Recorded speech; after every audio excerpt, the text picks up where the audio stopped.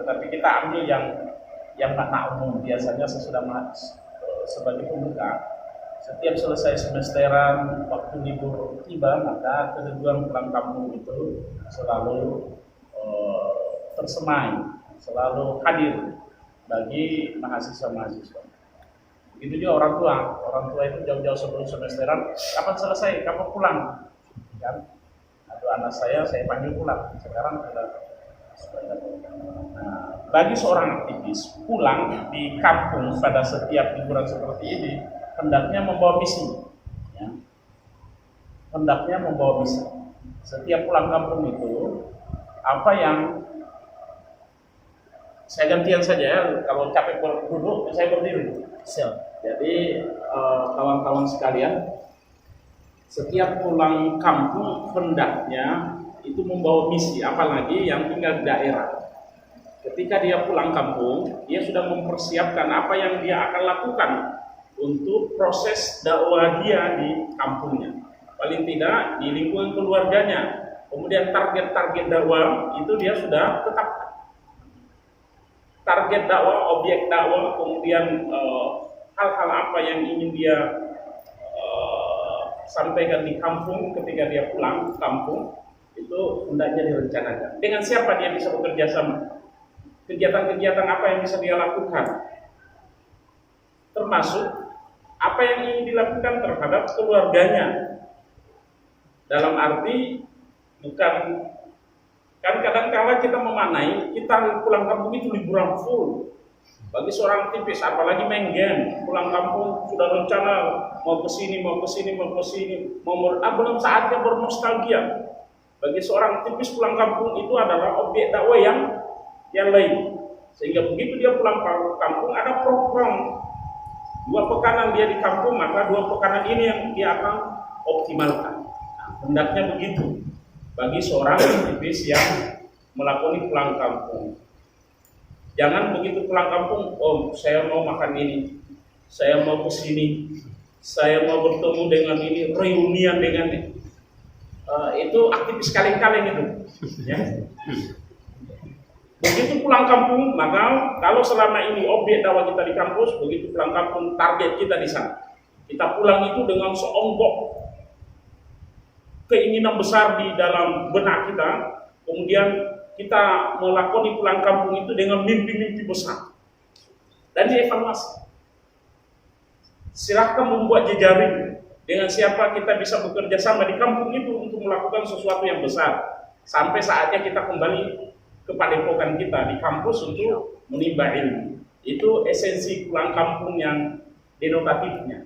Yang konotatifnya teman-teman sekalian, kita ini kan sebenarnya pengembara. Bukan di sini kampung kita, ya kan? Kita ini musafir sebagaimana yang disabdakan oleh Rasul Sallallahu Alaihi Wasallam. Hendaklah kalian menyikapi kehidupan dunia ini seperti seorang musafir, ataukah seseorang yang menyeberangi jembatan. Hanya orang gila yang kemudian mau membangun rumah permanen di jembatan. Dunia ini hanya sekedar kehidupan dunia ini bukan untuk, jadi kita hidup bukan untuk mati. Sebagaimana kebanyakan orang, kita ini bukan mau mati, bukan. Kita hidup untuk hidup yang lebih bukan. Bahkan mati itu untuk hidup.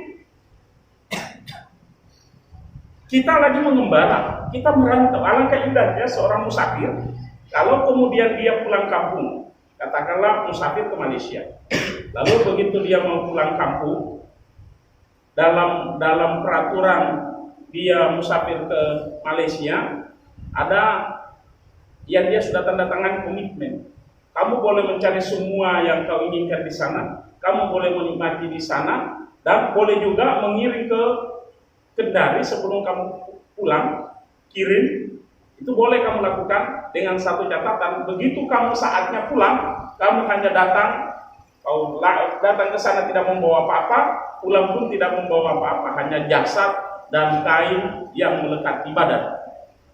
Kira-kira kalau seperti itu, adakah orang yang menumpuk-numpuk hartanya di Malaysia?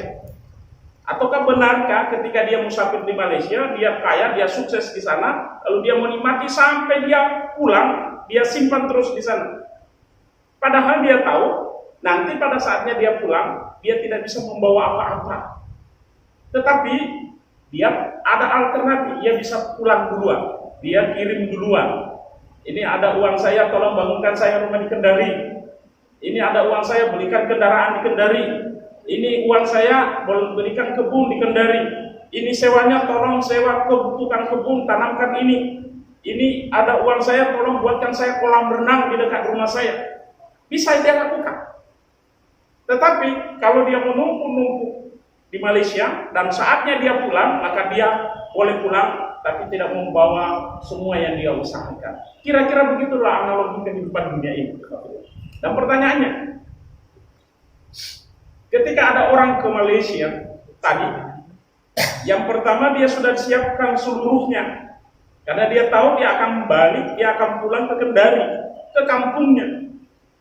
Lalu setiap hari diberikan kabar bahwa rumahmu sudah selesai, kolam renang yang sudah dibikin sudah siap dipakai, kebun-kebun di tanaman, pohon-pohon di tanaman sudah mulai berbuah, dan kami sudah siap menunggu kamu kapan saja pulang. Kira-kira pertanyaannya, di saat orang ini saatnya untuk pulang, apakah dia enggan atau dia bersegera? Dia begitu dikabari, pulang, waktunya kamu pulang. Ya, maka seperti yang disampaikan, ya ayyatuhan nafsul mutmainnah irji'i ila rabbi, saatnya untuk pulang. Ketika orang dengan sadar bahwa dia sudah siapkan di sana, tenang dia pulang. Tetapi kalau yang satunya dia tidak melakukan apa-apa, dia bingung, bahkan dia tahu di Kendari banyak utangnya, di Kendari tidak ada rumahnya, di Kendari ada orang yang dia tipu, ada utang-utang yang dia belum bayar, yang dia belum lunasi. Lalu dia akan pulang. Apakah enggan atau bersegera? Ya, pertanyaannya. Saatnya kamu pulang. Tetapi dia tahu di Kendari belum ada rumahnya. Di Kendari banyak orang-orang yang dia berutang kepadanya. Di Kendari banyak orang yang dia tipu. Lalu saatnya dia pulang. Kira-kira bersegera atau enggak? Enggak. Kalau bisa jangan. Dia tidak mau sekali pulang kamu. Ya kan? Seperti itulah kematian. Ketika seorang saleh mempersiapkan diri, maka kita masuk ikhwatillah rahmatullah. Rasul sallallahu alaihi wasallam menyatakan, karena kalau kita lihat itu sering sekali Rasul, tahukah kalian orang yang paling tahukah kalian orang yang bangkrut? Kan begitu. Tahukah kalian orang yang paling baik? Yang paling baik khairun nas anfa'uhum linnas, yang paling baik di antara kalian adalah yang paling banyak manfaatnya. Tahu kalian orang yang bangkrut? Tahukah kalian orang yang paling cerdas? Nah, orang yang paling cerdas, kata Rasulullah, bukan yang paling panjang titel berderet menghias di depan dan di belakang namanya. Yang paling cerdas adalah yang mengetahui bahwa dia akan mati dan mempersiapkan sungguh-sungguh untuk itu. Orang yang paling cerdas adalah bahwa dia akan mati, paham betul dia akan mati dan mempersiapkan itu dengan sungguh-sungguh. Nah, ikhwatillah rahmatullah. Ketika persiapan kita untuk pulang kampung yang sejatinya, pulang kampung yang kedua yang saya maksud, saya sengaja menyinggung pulang kampung yang pertama agar betul-betul begitu pulang kampung tidak sia-sia. Bukan hanya datang tidur, disuruh orang tua, kita kan libur. Ya justru itu kalau aktivis begitu. Saya sering bertanya begini, pertanyaan saya ulang ke teman-teman, antum mau malas karena rajin atau rajin karena malas? Malas karena rajin atau rajin karena malas? Jangan anda.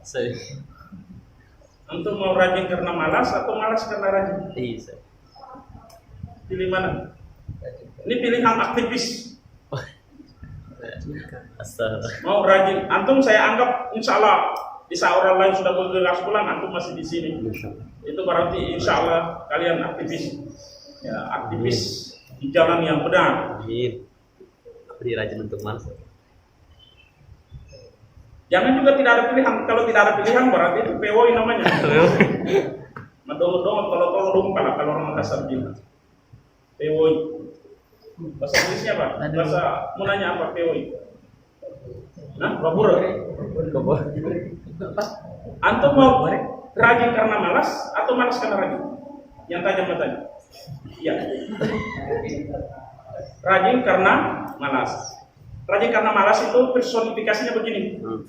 Hujan rintik-rintik menjelang maghrib, harusnya orang duduk-duduk bincang dengan keluarga sambil menunggu waktu maghrib, tetapi di suasana seperti itu masuk di WA-nya ada jemputan, maka dia ambil mantelnya, walaupun hujan rintik-rintik, ambil motornya dan mengambil jemputan penumpang itu. Dia rajin kan? Iya. Ya, dia rajin begitu karena dia dulu dia malas belajar, malas bekerja, malah sini. Dia nanti belakangnya rajin. Jadi dia rajin karena malas. Antum pilih mana? Malas karena rajin. Nah, ada orang juga yang malas karena rajin itu personifikasinya begini. Ya. Ada orang naik mobil dibukakan pintunya, malasnya itu kan? Iya, tapi kan rajin. Malas kan itu? Iya. Begitu mau naik mobil, dia juga tidak mau begitu, tetapi begitulah standar protokoler dibuka. Sudah begitu bawa HP-nya dibawakan, malas kan? Iya. Mau salat, sejadahnya digelar duluan. Iya. Begitu salat dia pergi, diambil sejadahnya. Ada sandalnya sudah dipasang memang. Sebelum dia keluar itu, malas kan itu? Malas kan? Bawa sambutannya dibawakan. Beratnya apa beratnya itu bawa map begitu. Ya. Nanti di atas podium baru dikasih. Sudah begitu hormat lagi. Malas kan itu? Antum pilih mana? Malas karena rajin. Malas karena Rajin. Sekarang dia malas, tetapi dulu waktu dia kuliah, orang sudah tidur, dia masih belajar. Orang sudah pulang kampung, dia masih menyelesaikan tugasnya, menunggu semua keluar nilainya. Jadi aktivis bedanya dengan pecundang. Kalau aktivis bekerja, belajarnya sekarang, istirahatnya nanti. Bekerjanya sekarang, belajarnya sekarang, mainnya nanti, istirahatnya nanti. Kita main nanti, saya belajar dulu. Kalau pecundang, istirahatnya sekarang, mainnya sekarang, belajarnya, bekerjanya nanti. Kalau nanti bis. Kok tidak belajar sebentar? Main gamenya sekarang. Maka teman-teman sekalian, saya berdoa mudah-mudahan kalian orang-orang yang malas karena rajin. Tanda petik. Kita tidak pernah mengenal kemalasan sampai mati, tetapi kondisi yang memperlakukan kita seakan-akan kita malas. Saya waktu kecil itu apa susahnya itu bawa sendiri kacamatanya, iya kan? Iya. Apa susahnya itu kacamata dipegang sendiri? Atau kayak mau dibaca itu pegang sendiri baru naik di podium. Ini di atas podium dikasih kacamatanya, dikasih. Malas itu. Karena sistem yang memperlakukan dia demikian. Walaupun kalian nanti pada tempat-tempat seperti itu tidak usah kaku, ya. Tidak usah kaku. Kalau mau buka sendiri saja, kenapa mesti dibukakan? Buka sendiri saja. Tetapi ya standar protokolernya seperti itu. Diperlakukan sebagai orang yang sangat malas. Kenapa? Karena buah dari kerajinannya dulu. Teman-teman sekalian, seorang aktivis melakoni kehidupannya, mempersiapkan untuk pulang, maka ada dua hal.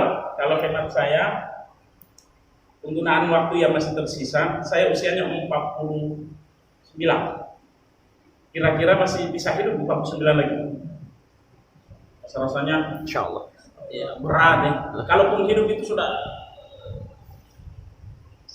saya yang paling tua di dalam sini, atau ada yang lebih tua? Saya yang lebih tua. Sepakat itu ya, pasti saya lebih tua. Sepakat. Tetapi kan tidak pasti saya duluan mati. Bagaimana? Antum mau duluan? Saya yang paling tua di ruangan ini, tetapi tidak pasti saya duluan mati.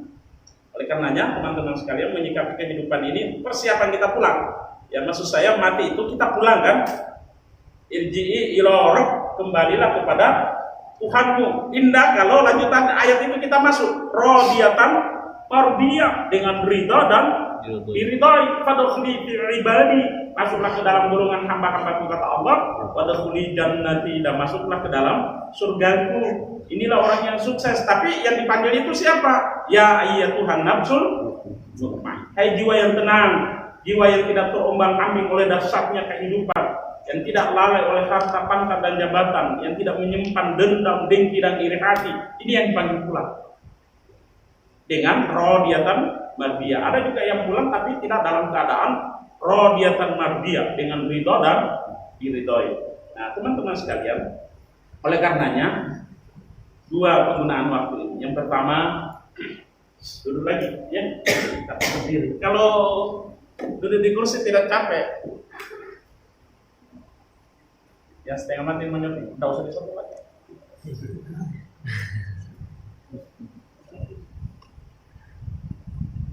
Ada dua penggunaan waktu yang ayo alhamdulillah kita optimalkan. Yang pertama, saya sering mengatakan ini sisa-sisa waktu kita, sisa-sisa saldo di rekening usia kita manfaatkan dua hal. Yang pertama, sungguh-sungguh bertobat.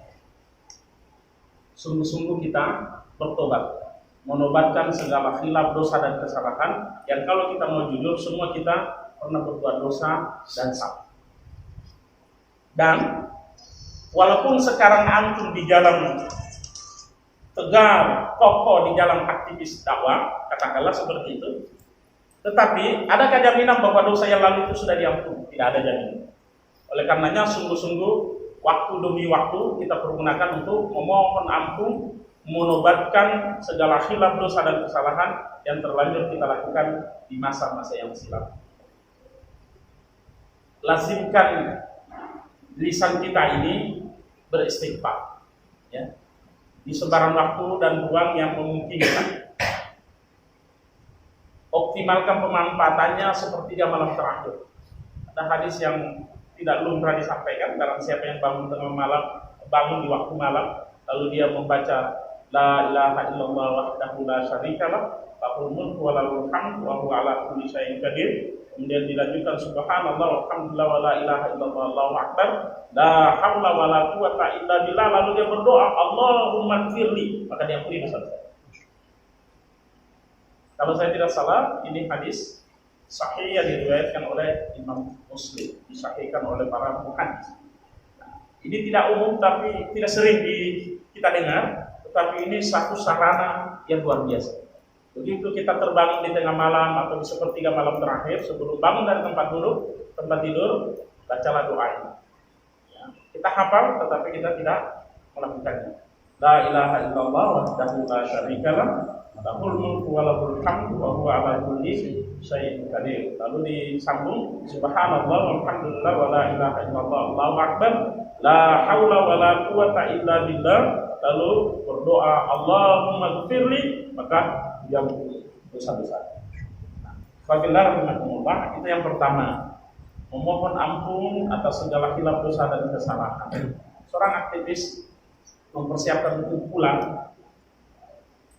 Saya pernah dinasihati seorang tokoh nasional. Beliau mengatakan, kalau mau sukses kehidupan dunia akhirat, maka amalkanlah dua ayat. Beliau menyebut dua ayat di surah Al-Isra, surah yang ke-17, ayat 79 dan 80. Ayat 79 dan 80. Ayat 79 ternyata setelah beliau menyampaikan pulang itu saya tadabburi, masya Allah. Di ayat 79 Allah Subhanahu wa taala berfirman, A'udzu billahi minasyaitonir rajim, wa minal laili fatahajjat bihi nafilatan lak asa ayyab'asaka rabbuka maqaman mahmudan. Dan sebahagian malam bangunlah salat tahajud sebagai ibadah tambahan, Tuhan akan memberikan maqaman mahmudan. Maqaman mahmudan, kedudukan yang terhormat, kedudukan yang tinggi, ya, tempat yang mulia. Kemudian di ayat 80 di bawahnya itu Allah mengajarkan satu doa. Ini dahsyat.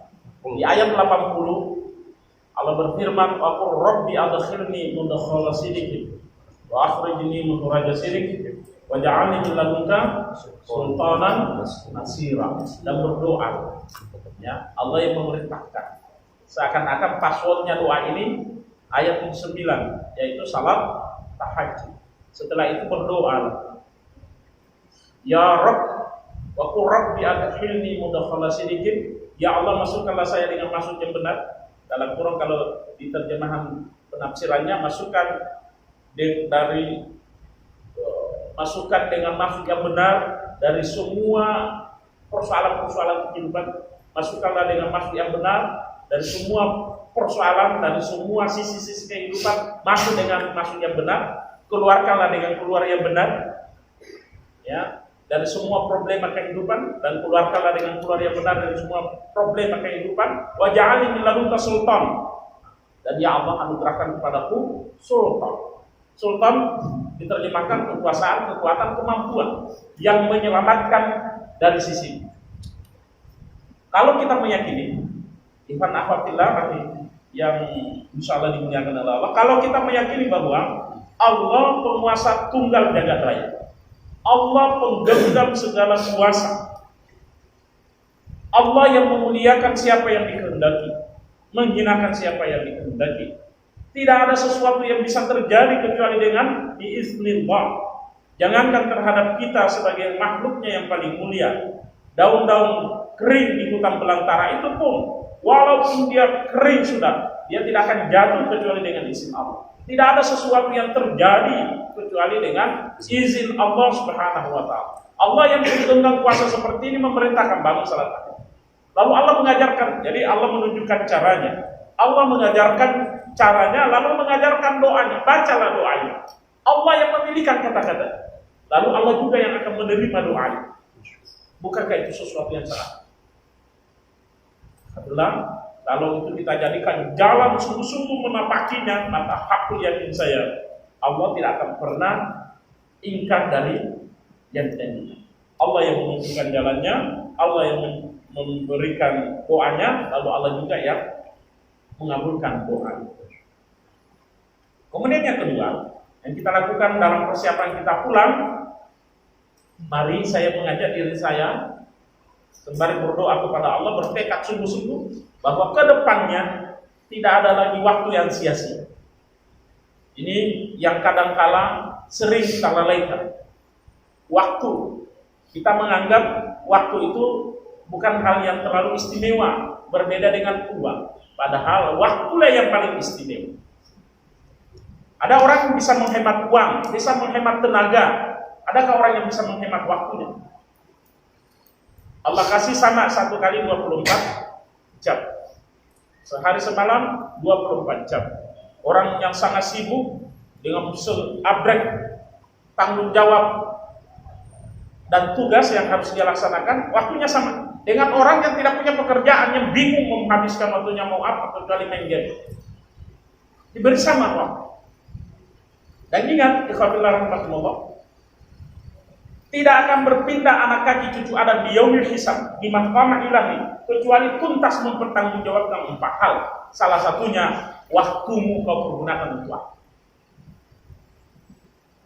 Oleh karenanya, ke depan selain mengisi waktu kita menghadirkan pertobatan sungguh-sungguh atas segala khilaf dosa dan kesalahan masa lalu, yang kedua adalah kita pastikan bahwa setiap pemanfaatan waktu, baik tutur kita, sikap kita, perilaku kita, itu bisa dipertanggungjawabkan di hadapan pengadilan Allah Azza wa Jalla, bahwa tutur sikap dan tingkah laku berharap semua terbingkai sebagai wujud ibadah kepadanya. Dan inilah yang terus bergelinding. Inilah yang menghiasi waktu-waktu kita antara tobat dan pemanfaatan waktu optimal. Sehingga sekali lagi saya heran kalau ada yang mengaku aktivis dan masih main game. Saya sangat heran dengan aktivis kampus, pengelola musala, ya, katanya pencinta musala tetapi penggemar game.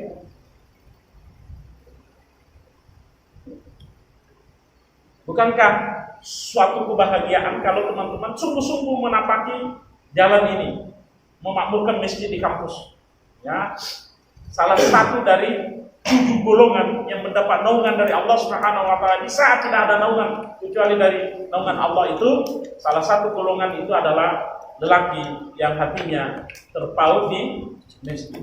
Orang yang hatinya senantiasa terpaut di masjid. Mudah-mudahan pengurus MPN masuk dalam golongan.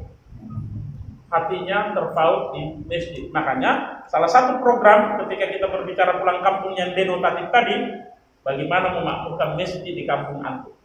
Begitu datang, ajak para pemuda, ayo pertama dilakukan bersihkan masjid, lalu kemudian makmurkan masjid. Hati terpaut di masjid. Dan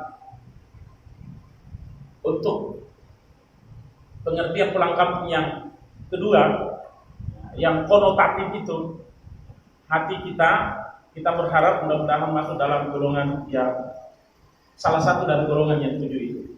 Orang yang hatinya senantiasa terpaut dengan masjid.